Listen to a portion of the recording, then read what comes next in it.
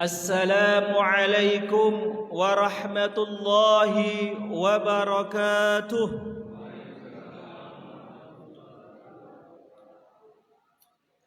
Bismillahirrahmanirrahim.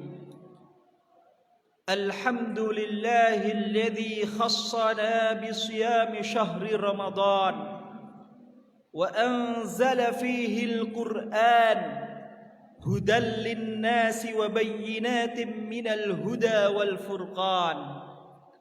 Allahumma salli wa sallim ala sayyidina Muhammadin wa ala alihi wa sahbihi wa man tabi'ahum bi ikhlasin wa ihsan.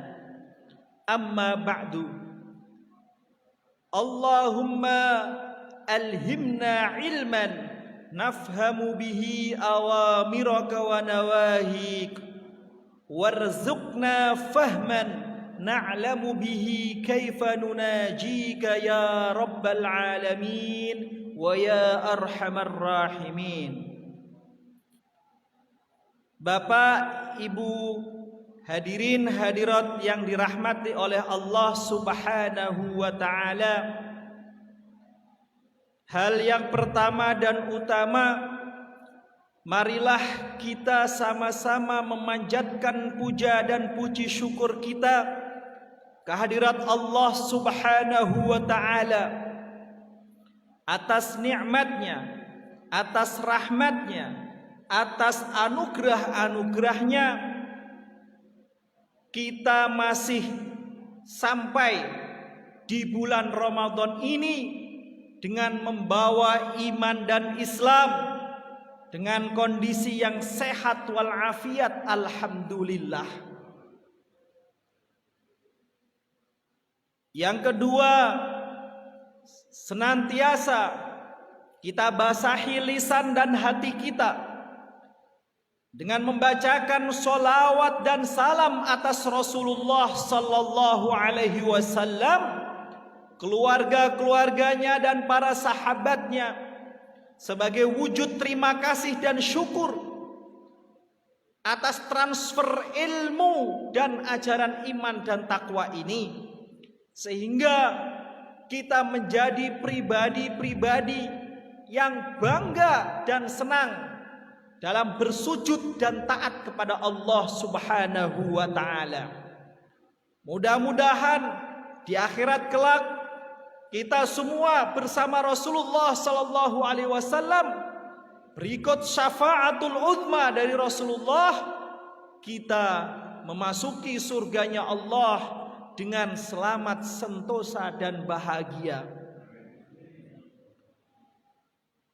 Jamaah salat subuh Masjid Al-Muharram yang dirahmati oleh Allah Subhanahu wa ta'ala, berkenaan dengan puasa,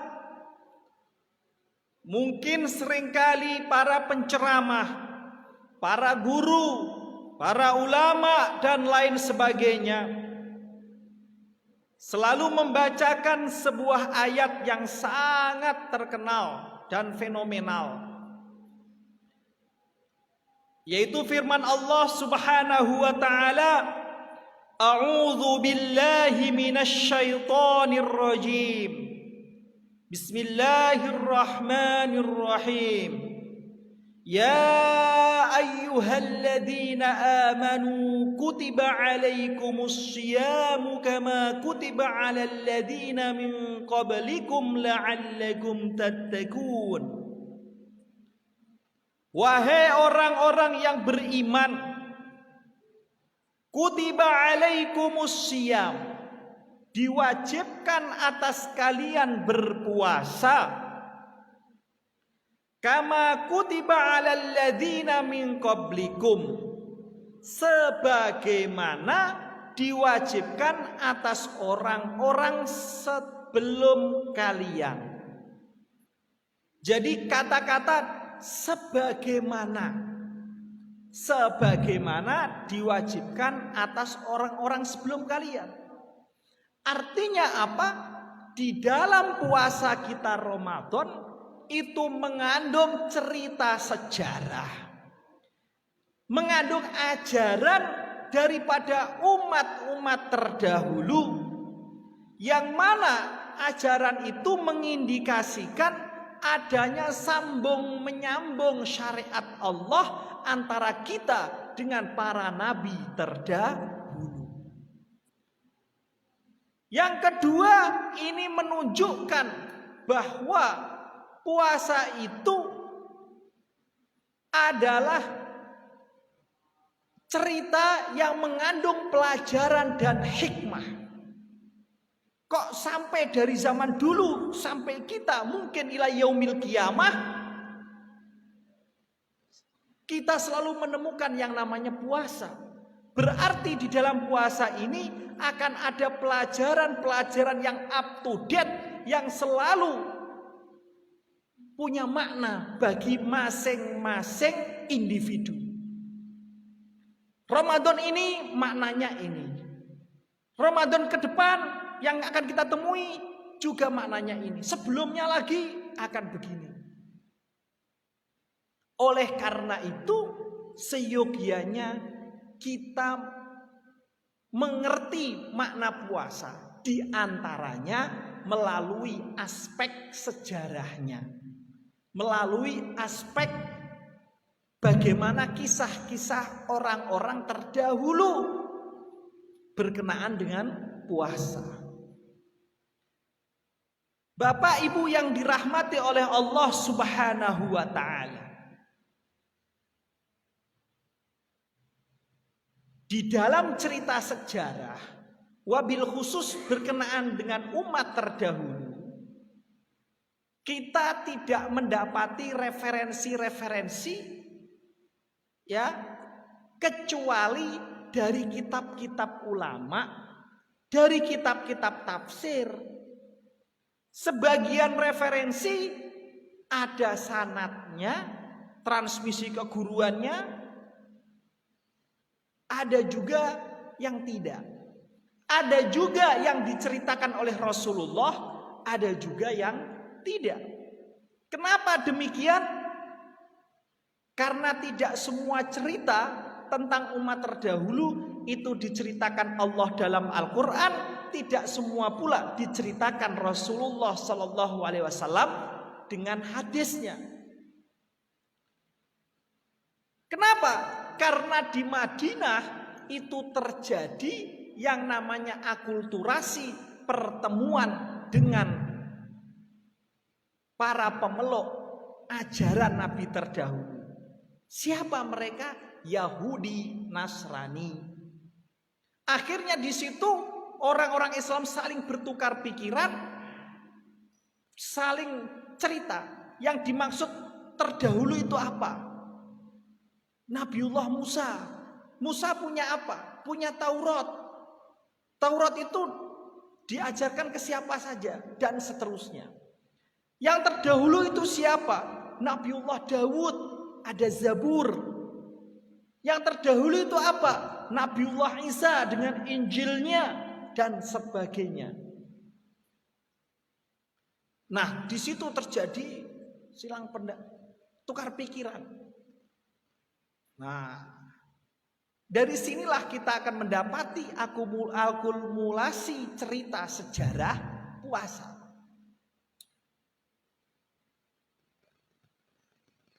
Ramadan itu nama bulan. Nama bulan. Nama bulan ini tidak serta-merta muncul sebagai nama. Tetapi nama bulan ini muncul dari relasi antara manusia dengan alam sekitar. Sama kayak kita, anak kecil itu apa? Nah, itu meong, itu meong. Nggak bisa bilang kucing, bilangnya meong. Kenapa? Karena dia berelasi dengan suara meong. Jadi kita tanya, itu apa nak? Meong. Nah, ini menunjukkan ada relasi di sana. Begitu juga dengan nama-nama. Ramadan itu menurut Imam Ibnu Katsir diambil dari kata syiddatur ramdha. artinya syiddatul har, sesuatu yang panas. Jadi kalau udah masuk di suasana panas, oh berarti ini masuk yang namanya Ramadan. Jadi didasarkan pada aspek hawa yang masuk di dalam badannya. Makanya mereka mengatakan ramidatil fisalu idza atishat. Anak-anak onta itu sudah kepanasan ketika ia kehausan yang amat sangat. Jadi dari sini menurut Ibnu Katsir, Ramadan itu adalah relasi di mana orang-orang Arab itu ya bergaul dengan alam, universe.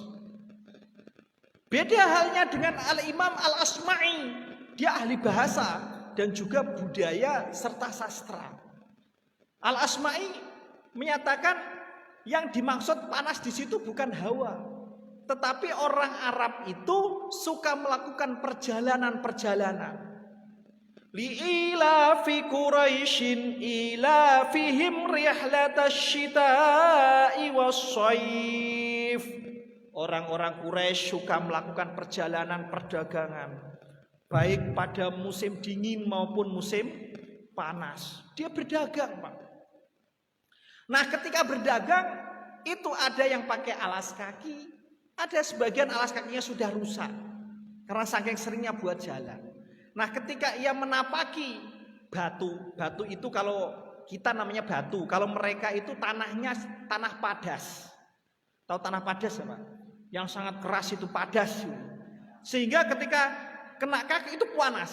Nah, dan Ramadan itu dari ketika mereka perjalanan itu kok kakinya megang tanah atau apa lahan yang padas gitu, panas. Oh, baru Ramadan masuk nih, maka sebut Ramadan. Oh, lain halnya dengan Al-Imam Khalil Ibn Ahmad Al-Farahidi, ahli bahasa. Nah, Imam Khalil ini adalah ulama yang menciptakan harokat atau syakal. Jadi kita bersyukur sama dia. Kalau nggak karena bikinan syakalnya dia, nggak bisa kita baca Quran. Ada yang bisa baca Quran tanpa harokat? Walaupun saya bisa bahasa Arab, nggak pakai harokat, bingung. Bingungnya begini, saya baca menurut pemahaman saya, jangan-jangan salah, dosa saya. Jadi gara-gara bikinan harokatnya Khalil itu, maka kita bisa baca Al-Quran dan baca kitab. Itu Imam Khalil Ibn Ahmad Al-Farahidi. Punya karya Kitabul Ain. Jadi bahasa, punya kamus bahasa Arab, tapi dimulai dari huruf Ain. Kalau kita kan namanya kamus, hurufnya ya A, B, C gitu. Kalau dia enggak, huruf Ain, Pak. Namanya disebut Kitabul Ain. Oh, keren. Nah, kata Imam Khalil, Ramadan itu romdo. Jadi Ramadan itu adalah di mana awan panas itu lagi bergeser. Lagi bergeser. Jadi kalau menurut Imam Khalil ini beda dengan yang pertama. Yang pertama Imam Ibnu Katsir, Ramadan itu adalah masuknya musim panas. Imam Asma'i bilang Ramadan itu adalah musim panas yang amat sangat. Ya. Kalau yang Khalil enggak. Imam Khalil menyatakan musim panas itu Ramadan itu adalah di musim di mana awan itu sudah mulai bergeser karena sudah mulai masuk musim gugur. Wah, berbeda ini. Itu menurut Imam Khalil. Lain lagi menurut ya Al-Azhari dalam kitabnya Mu'jamul Lughah. Ramadan itu artinya orang sedang ngasah golok. Ngasah golok, ngasah celurit, tombak dan seterusnya. Itu artinya Ramadan. Kenapa? Karena pada bulan itu orang-orang Arab itu siap-siap untuk perang. Kenapa perang? Karena dia berusaha menjadwalkan kapan perang supaya tidak memasuki bulan-bulan haram. Bulan-bulan haram itu ada 4 orang Arab. Di situ orang berdosa, orang apapun nggak diapa-apain, nggak boleh. Perang harus stop. Nah, itu bulan 4 ini. Namanya bulan Asyharul Hurum. Dzulqa'dah, Dzulhijjah, Muharram, Rajab. Nah, supaya nggak kena ini makanya harus ada penjadwalan. Makanya di bulan Ramadan itu ada bulan orang asah. Selesai Ramadan masuk Syawal, hayu. Gitu. Wah, itu jadi di sini Ramadan itu ternyata bulan yang ada kaitannya dengan alam. Ada kaitannya dengan kondisi tragedi. Luar biasa. Nah, disinilah Ramadan itu ternyata biar orang tidak perang, maka direm hawa nafsunya puasa. Supaya orang tidak terlalu mengumpat-ngumpat soal hawa panas, kaki yang melocot panas itu, maka disuruh puasa. Perang dia, belajar dia, perang hawa nafsu. Itu kisahnya. Nah, akhirnya term kedua pertanyaan lagi.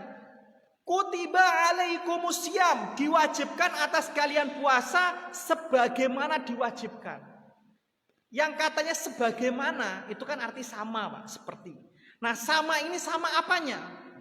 Perbedaan terjadi di antara para ulama. Yang dimaksud sama itu sama apanya? Beda. Satu bilang yang dimaksud sama itu adalah sama-sama wajib. Jadi yang disama itu sama wajib, sudah wajibnya. Pendapat ini. Oh ya, masuk akal. Kama kutiba. Kutiba wajib, kama kutiba wajib. Berarti samanya di wajib. Oh, masuk akal. Apakah semua sepakat? Tidak. Lain lagi. Ya, ceritanya Imam Qatadah dan Imam Sya'bi menyatakan, enggak, yang sama itu adalah kadar dan waktu puasa. Kadar dan waktu puasa. Ini menurut Imam Qatadah, Imam Sya'bi. Oh, secara luas sih, panjang. Terus bagaimana kok bisa kadar dan waktu? Iya, karena dengan kadar dan waktu itu kita akan belajar dari umat terdahulu. Maksudnya siapa umat terdahulu itu? Maksudnya adalah ahli kitab. Kalau nggak pakai kadar dan waktu, gimana belajar sama ahli kitab? Kata wajib nggak disertai teknis, gimana? Nah, berarti kata wajib betul, tapi teknisnya lihat tuh ahli kitab. Menurut pendapat ini, Qatadah dan Sya'bi. Akhirnya muncul riwayat tentang cerita puasanya ahli kitab. Nah, di antara riwayatnya adalah umat Nasrani itu puasanya itu Ramadan juga 30 hari, Pak. 30 hari sama. Nah, ketika rohibnya, pimpinan agamanya itu sakit, lalu dia bernadar, wah, kayaknya kalau aku sembuh, saya akan tambah 10 hari. Sembuh dia. Jadi nambah 10 hari, 40 hari. Ini yang disebut sebagai yang versi orang Islam sebagai penyelewengan. Penyelewengan. Tambahin 10 hari, Pak. Mending kalau tambahin buat dirinya sendiri, buat umatnya juga. Wah, ini maklar yang enggak amanah ini. Menurut kitab ini, Pak, ntar undang-undang ini kena saya. Sekarang itu serba hati-hati Ustadz itu. Akhirnya suatu ketika dia berbuka, Pak. Berbuka, makan, nyam. Dagingnya itu nyelilet di ini. Akhirnya bengkak mulutnya. Ngomong lagi, saya nadar seandainya ini sembuh, tambah 7 hari. Tambahin 7 hari, Pak. Jadi 47. Lah, ini kok terjadi yang namanya kreativitas dalam puasa. Umatnya gak mau kalah. Wahai syekh, wahai rohib, kok cuma 47? Nanggung. Genepin. Berapa? Tambah 3, 50. Ya udah 50. Akhirnya 50 hari. Wah. Mati saya melihat nih. Saya puasa yang orisinil 30 atau yang kreativitas nambah 20 hari. Lumayan berat kata orang Islam. Wah, bingung juga maksud kutiba ini apa ini? Kalau disuruh nyontoh dia ini. Wah, akhirnya lihat lagi cerita orang Yahudi. Orang Yahudi cerita. Nah, orang Yahudi itu punya penanggalan sendiri, Pak. Dia punya puasa ya setiap tanggal 10 bulan 4. Bulan 4 dia namanya bulan Tisri. Nah, ini saya baca di kitab. Makanya enaknya bisa baca kitab itu banyak, luas baca, luas piknik. Nah, bulan Tisri. Jadi puasa itu tanggal 9 maghrib dia makan. Dung. Selesai makan, merem. Nah, saat merem ini dia akan ketemu berbuka tanggal 10 maghribnya. Baru dia berbuka. Panjang. Nah, ini nanti puasa ini mereka sebut sebagai puasa kabur. Bahasa Nasrani ini, bahasa Ibrani kabur namanya. Tidak hanya itu, puasa lain lagi ada juga namanya, yaitu puasa untuk memperingati tragedi Palestina. Dia punya tragedi. Karena di atas masjid di bawah masjid Aqsa itu ada yang disebut versi mereka adalah kerajaan Solomon. Itu tragedi itu ada namanya, dia tiap bulan tanggal 4 itu dia puasa 4 hari, Pak. Namanya memperingati puasa tragedi Palestina itu. Terus ada puasanya lagi. Ya. Puasa khusus memperingati perang yang namanya Istir melawan Raja Ahyuyurus. Gak pernah dengar Pak cerita ini? Karena dimenangkan oleh Allah, maka dia puasa untuk memperingati. Nah, selain itu ada puasa lagi, puasa Asyura. Puasa di mana orang Bani Israel diselamatkan oleh Allah. Lalu Nabi Musa puasa, maka dia puasa di bulan Asyura. Ini ada banyak macam-macam puasa. Yang mana kita ikutin? Yang mana kita ikutin? Nah, nanti kita jelaskan selanjutnya. Saya cerita perbedaan pendapat kata sebagaimana. Sebagaimana itu samanya apa? Nah, habis itu ada pendapat lain lagi. Imam As-Suddi, Abul Aliyah Ar-Royahi, Imam Robi. Yang dimaksud sama itu adalah sifat puasanya. Sifat puasa. Jadi yang sama itu bukan puasa, tapi sifatnya. Apa itu sifat puasanya? Nggak boleh mengumpulin istri, nggak boleh makan, nggak boleh minum, nggak boleh bohong. Nah, itu yang sama itu sifat puasanya. Soal waktu dan seterusnya itu cerita beda. Jadi yang sama itu adalah sifatnya. Nah, lain lagi dengan pendapat selanjutnya, Mu'ad bin Jabal. Ya, Mu'ad bin Jabal ini dengan Imam Atok menyatakan, yang sama itu puasanya. Bukan sifatnya, bukan waktunya, bukan. Yang penting puasa. Wah, itu sejarahnya. Lalu kita ketahui bahwa puasa Ramadan itu baru disyariatkan itu pada tahun kedua Hijriah. Hijrah ke Mekah, tahun kedua baru ada syariat puasa Ramadan.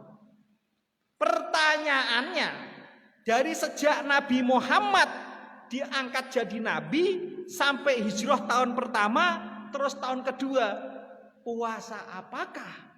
Atau adakah puasa sebelum itu? Ini menariknya, Pak.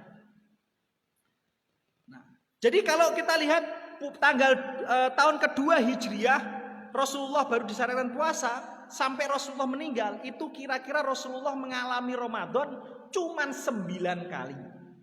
Kalau kita bersyukur, Ramadan dari sejak balik sampai meninggal udah puluhan tahun, puluhan kali. Kalau nggak bisa memanfaatkannya, malu kita sama Rasulullah. Rasulullah cuma dapat Ramadan 9 kali saja. Masya Allah. Nah, lalu ada riwayat dari Sayyidatina Aisyah, riwayat Imam Bukhari, kana yaumu Asyura yauman tasumuhu Quraisyun fil jahiliyah. Orang-orang jahiliyah itu punya puasa Asyura. Di sini nggak ada penjelasan. Orang jahiliyah itu dapat puasa Asyura ini dari siapa? Dari pertemuan dengan ahli kitab atau bagaimana tidak tahu. Wa kana Nabi sallallahu alaihi wasallam yasumuha. Rasulullah SAW ikut puasa. Berarti ada puasa sebelum Ramadan yang dilakukan oleh Rasulullah dan umat Islam, yaitu puasa Asyura berdasarkan hadis Imam Bukhari ini. Walamma qadima Madinata, ketika Rasulullah sampai ke Madinah, fasamahu fa'amara bisyamihi. Nah, lalu Rasulullah memerintahkan para sahabat, ayo ngajak-ngajak itu Rasulullah untuk puasa Asyura. Jadi puasa pertama itu adalah puasa Asyura menurut orang Islam. Walamma nazala wa farada Ramadan, atau kama qala Rasul, ketika diwajibkan Ramadan, kana man syaa shaumahu. Berarti kalau sudah ada Ramadan, maka yang mau puasa Asyura ya silahkan. Wa man syaa la yasumuhu. Yang enggak mau puasa enggak apa-apa. Berarti Asyura berubah menjadi puasa sunnah. Ini riwayat pertama. Riwayat kedua dari Imam Muslim dalam sahihnya. Nah, di situ diceritakan ya Rasulullah Shallallahu Alaihi Wasallam itu pergi ke Madinah, Yasrib dulu namanya, mendapati orang Yahudi pada puasa. Lalu Rasul bertanya, "Mahaza, apa ini?" "Hada yaumun salih." Ini hari baik Rasul. Najallahu bani Israila aduwahum fasamahu Musa. Pada hari ini Allah Ta'ala menolong Bani Israel. Dia mengalahkan musuh-musuhnya. Maka Nabiullah Musa puasa pada hari ini. Lalu apa respon Rasulullah? Qala Rasulullah sallallahu alaihi wasallam, "Ana ahaqqu bi Musa minhum." Aku lebih berhak terhadap cinta kita pada Musa, mengikuti Musa daripada mereka. Lalu puasalah puasa Asyura. Akhirnya puasa Asyura. Jadi puasa di dalam Islam pertama itu puasa Asyura. 10 Muharram, Syura, Pak Syura. Nah, lalu selanjutnya ketika puasa itu baru tahun kedua Hijriah turun ayat ya ayyuhalladzina amanu kutiba alaikumusyamu kama kutiba alal ladzina min qablikum la'allakum tattaqun. Wajib. Wajibnya gimana? Lalu ayat kedua lanjutannya ayyaman ma'dudat, di hari-hari yang ditentukan. Hari apa itu? Masih orang bingung, Pak. Faman kana minkum maridun aw ala safarin fa'iddatum min ayyamin ukhar. Yang sakit, yang dalam perjalanan, enggak apa-apa, enggak puasa. Ganti hari lain. Masih sifatnya pilihan, Pak. Puasa itu wajib tapi pilihan. Jadi level kedua. Jadi pertama Asyura, terus level kedua pilihan. Wa 'alal ladzina yutiqunahu fidyatun ta'amu miskin. Kalau enggak kuat nih Pak, enggak kuat, maka enggak apa-apa, diganti bayar. Bayar fidyah, kasih tuh orang miskin. Nah, jadi di sini terjadi yang namanya ya tadrijian, step by step. Nah, bahasa orang sekarang enggak langsung puasa kau, step by step. Nah, baru ayat selanjutnya jelas, syahrul Ramadan alladzi unzila fihil Qur'an hudal linnasi wa bayyinatin minal huda wal furqan. Oh, hari-hari yang tadi terbatas itu hari apa untuk Ramadan? Untuk hari puasa, syahrul Ramadan, namanya bulan Ramadan. Baru jelas nih di ayat 185-nya ini. Lalu setelah jelas ditekan kewajibannya. Faman syahida minkumus syahra falyasum. Kalau kamu melihat bulan, puasa wajib. Nah, baru dung kata wajib del. Di ayat ini, famang syahida minkum syahra falyasum, puasa kau. Nah, berarti di sini menunjukkan puasa itu step by step. Makanya karena sejarah ini kita melatih anak-anak kita itu nggak langsung 30 hari kau. Kalau kagak dosa kau. Nggak boleh begitu. Latih dulu. Umur 6 tahun dilatih, Pak. Malam pagi nggak usah makan. Nanti jam 11 suruh makan dia. Nah, puasa setengah hari. Habis makan, minum dia kenyang, nanti lanjut, Nak. Nah, sampai asar. Asar makan dulu dia. Nanti habis itu lanjut, Nak. Nggak makan apa-apa, nggak jajan. Nunggu maghrib. Nah, itu namanya step by step, Pak. Nanti setelah balik, nah dia sudah terbiasa 1 hari penuh. Nah, dari mana dalilnya? Dari dalil kewajiban puasa step by step ini. Nah, di sini para ulama ya melihat bahwa di dalam berdakwah itu ada hukum yang namanya hukum tadriji. Hukum tadriji itu step by step. Step by step itu bukan hukum akhir. Hukum graduasi, tahapan. Misalnya nih, datang kepada saya misalnya.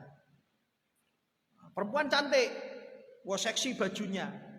Wes itu pokoknya ini. Misalnya datang ke saya, Ustaz, saya mau berislam secara baik. Oh ya baik. Besok kalau pakai baju itu ya yang agak sopanan. Pertama saya bilang begitu. Nah, bagi yang nggak tahu, wow Ustaz kok membolehkan nggak berjilbab? Bukan itu. Itu namanya hukum tahapan. Kan begitu, Pak.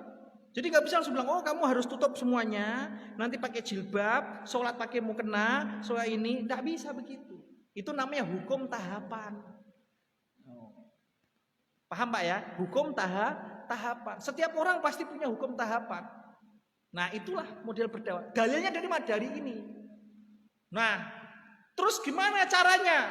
Akhirnya puasa itu mengikuti orang Nasrani. Jadi puasa zaman dulu Ramadannya itu adalah Ramadan dia makan lalu tidur. Sekali dia tidur bangun harus mulai puasa, Pak. Berbuka nanti ketemu maghrib. Lalu ada kejadian. Ada sahabat Nabi namanya Qais ibnu Sarmah atau Sirmah al-Ansori. Nah si Qais ini kebetulan kerjaannya di perkebunan korma. Ya dia capek, Pak. Capek. Puasa dia.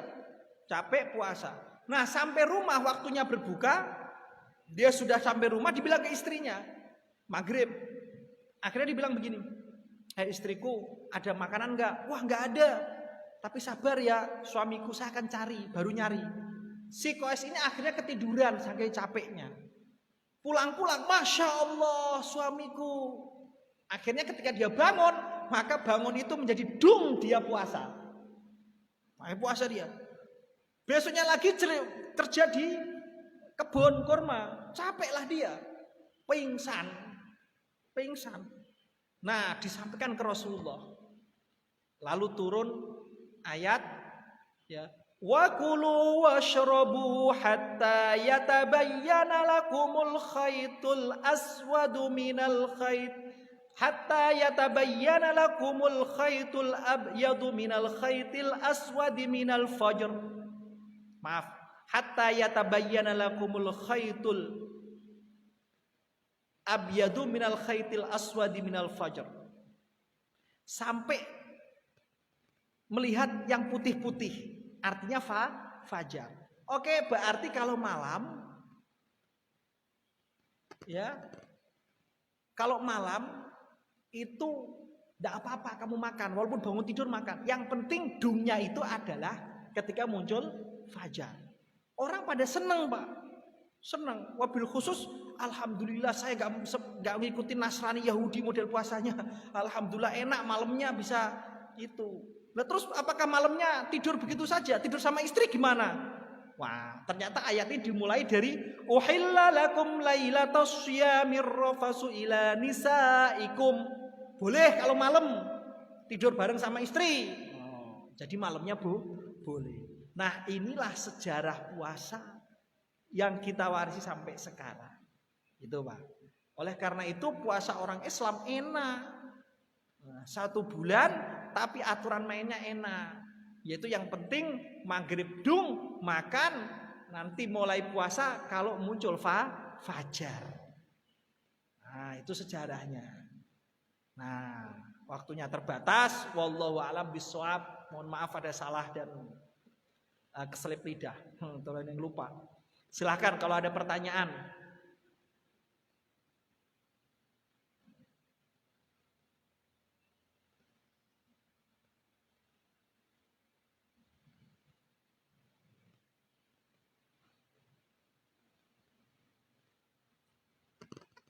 Silakan.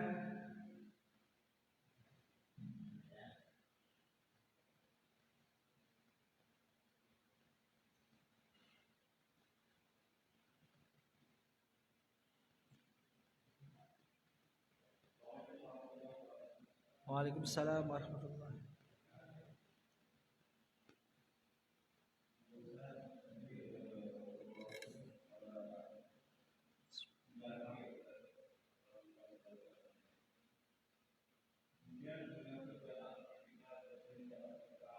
Maaf tidak jelas Pak suaranya Pak.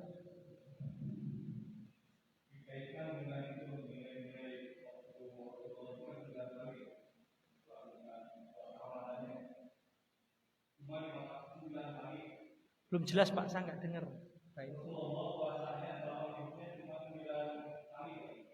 Ya.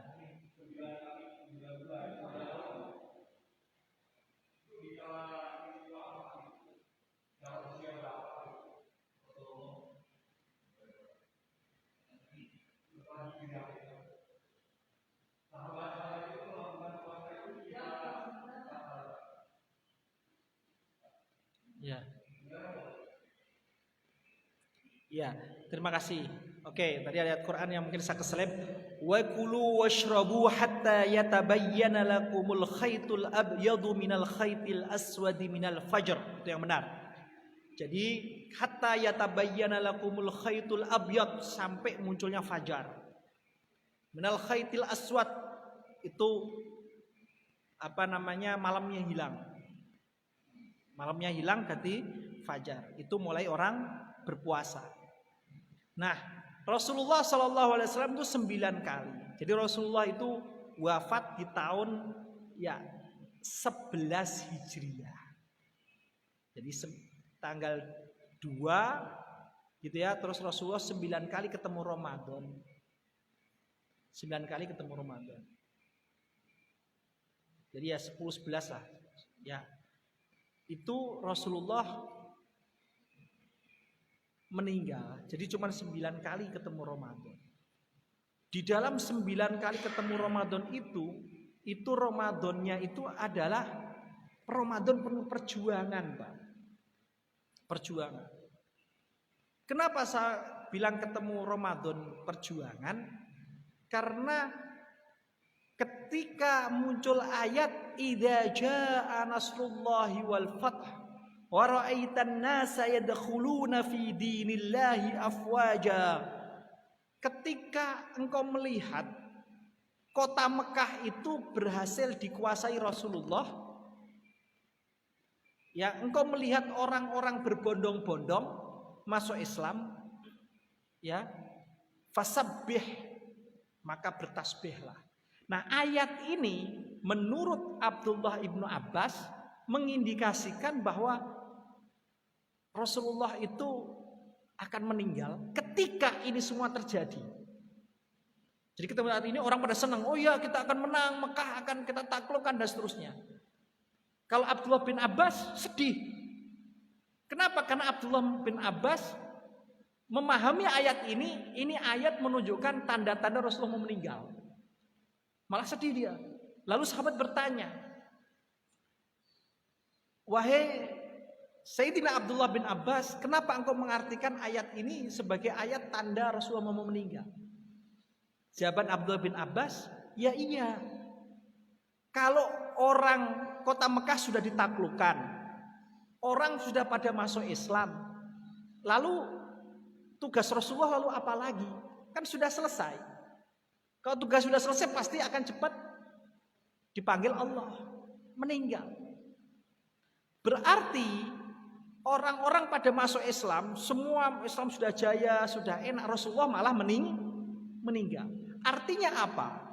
Di zaman Rasulullah hidup, itu ada zaman perjuangan yang dahsyat. Paling dahsyat di bulan Ramadan itu adalah Perang Badar. Paling dahsyat itu. Di mana saat puasa kok suruh menghadapi 1000-an orang kafir Quraisy. Wah, itu paling berat. Nah, akhirnya ya di bulan selanjutnya umat Islam mengalami sisi perjuangan. Sehingga 9 tahun Rasulullah berpuasa itu jangan samakan dengan 9 tahun kita. 9 Rasulullah berpuasa itu puasanya berkualitas, ya, terus lebih ada makna, lebih ada perjuangannya. Karena nggak mudah. Umat Islam saat itu minoritas, belum lagi dapat serangan, belum lagi perang. Di dalam dihajar sama orang-orang munafik. Luar biasa. Nah, sementara puasa kita walaupun 30 hari dan puluhan tahun, mungkin kalau dihitung puasa yang benar-benar punya makna itu berapa kali sih dalam sebulan? Jangan-jangan sehari itu kita puasa cuma 6-7 jam. Ya kan? 3 jamnya tidur. Selebihnya buat bersih-bersih. Terus ada olahraga lagi. Ngumpul-ngumpul, ngobrol-ngobrol. Terus yang benar-benar puasa bermakna itu dapat nggak? Makanya 9 tahun sekali Rasulullah kedapatan puasa Ramadan itu makna. Makanya 9 tahun yang ini yang menjadi referensi puasa kita ke Rasulullah. Ya. Puasa kita ke Rasulullah itu jadi referensi. Jadi di sini mempunyai hikmah bahwa jangan dilihat masanya 9 tahunnya, tapi makna levelnya lebih panjang. Jangan dilihat Imam Syafi'i yang cuman umurnya 54 tahun, tapi 54 tahun yang ini punya karya, punya kemaslahatan yang dinikmatin ratusan tahun. Imam Syafi'i cuman umurnya 54 tahun, Pak. Ya, sedikit sekali. Ya, Imam Syafi'i. Jadi para imam 4 itu muda-muda semua, tetapi lihat ilmunya. Berapa tahun dinikmati. Nah, di sini maka kita jangan lihat pendeknya, tapi lihat panjangnya, manfaatannya. Makanya ada pertanyaan, siapa yang rajin silaturahmi maka akan dipanjangkan umurnya. Ya kan? Dipanjangkan umurnya. Nah, kata panjang ini menurut ulama adalah panjang kemanfaatan dan keberkahannya. Karena Islam itu ya melihat jangan hanya selesai pada level yang dohir saja. Ya kalau yang dohir itu levelnya ya udah sah secara fikih lah. Tapi secara makna, makanya ini yang kita perbaiki. Ini yang kita perbaiki. Sampai di Ramadan itu Allah memberikan banyak momen. Di antaranya momen Lailatul Qadar. Momen dimana jangan sampai ya di bulan Ramadan kita nggak mendapati momen ini. Yaitu dimana diraih makna hakiki ya, yang punya makna di hari-hari lebih panjang lagi. Makanya lebih bagus daripada 1000 bulan. Karena menurut para ulama Lailatul Qadar itu malam di mana orang mendapati revolusi spiritual dan mental. Terjadi pembalikan spiritual.